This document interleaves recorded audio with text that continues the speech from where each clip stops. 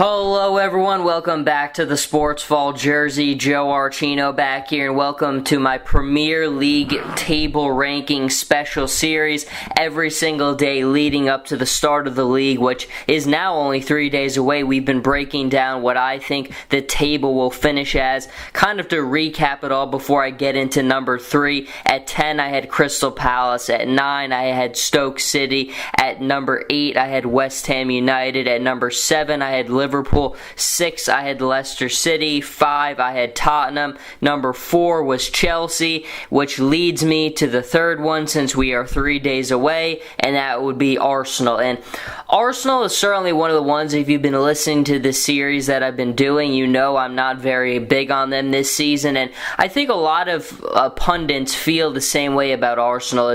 This is obviously Wenger, the final year on his contract. He's been there for, it seems like, a lifetime now. I mean, 21 seasons really is a lifetime when you look at world football and the way that things are constantly changing and moving parts. But he has been at the helm there for a very long time, and he just gave an interview where he kind of said, and I quote, "This season will shape my future." And so I think he's obviously banking on this season really determining what the future will be for his career at Arsenal. And I think, look, Last season was the time, the moment for him to finally bring back a major trophy to Arsenal. I'm not talking about an FA Cup. I'm talking about the biggest of the big, the Premier League trophy. And obviously last season they finished in second place, 20 wins, 11 draws, 7 losses. They're the only side in the Premier League who beat Leicester City 2 times last season, and Leicester only had 3 losses. 2 of them were to Arsenal, 1 of them was to Liverpool. But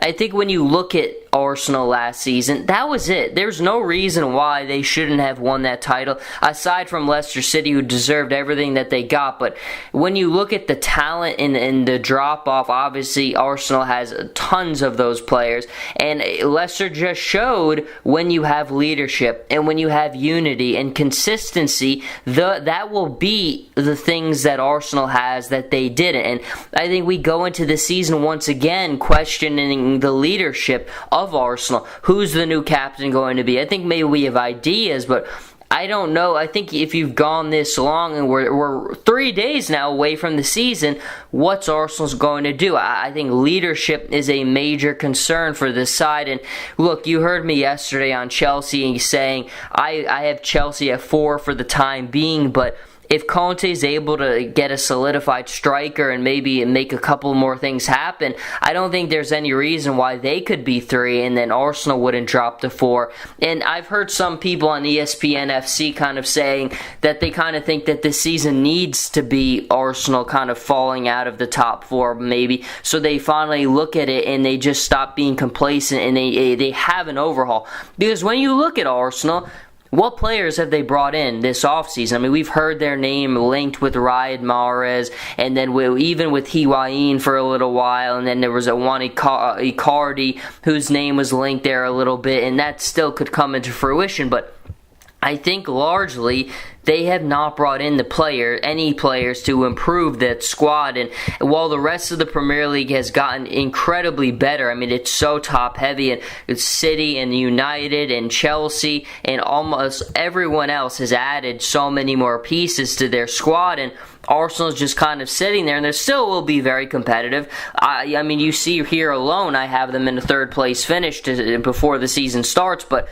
I still think, if there's a team out of the best 7 clubs in the Premier League that I'm the least settled on, it's probably Arsenal. And I have them in 3rd just because when I look at the way that the seasons have gone the last few years, they usually are finishing around this spot. Last season they finished in 2nd. The year before that it was a little bit different where they finished in that 3rd place spot behind Manchester City. But I still am not a big fan of Arsenal this season. I just think I question the leadership. I question a lot of the production they're going to get from the defense, and sometimes where they're going to get the consistency and the striking from. And when you look at the beginning of their schedule, obviously they kind of have the headliner Premier League first match of the season against Liverpool. Then they travel and they play Leicester. Then they've got to get match against Watford. They play Southampton, at Hull City after that, and then Chelsea. So basically from August 14th until their final match of September.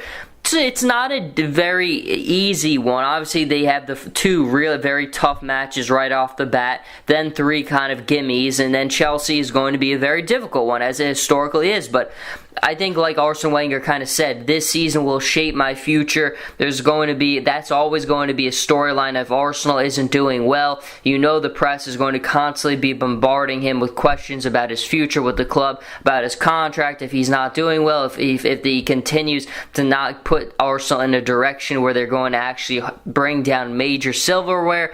That's going to be something that's constantly talked about. But Arsenal does have a lot of premier players. They have Arsene Wenger, who's been able to get his side into the top 4 position year after year.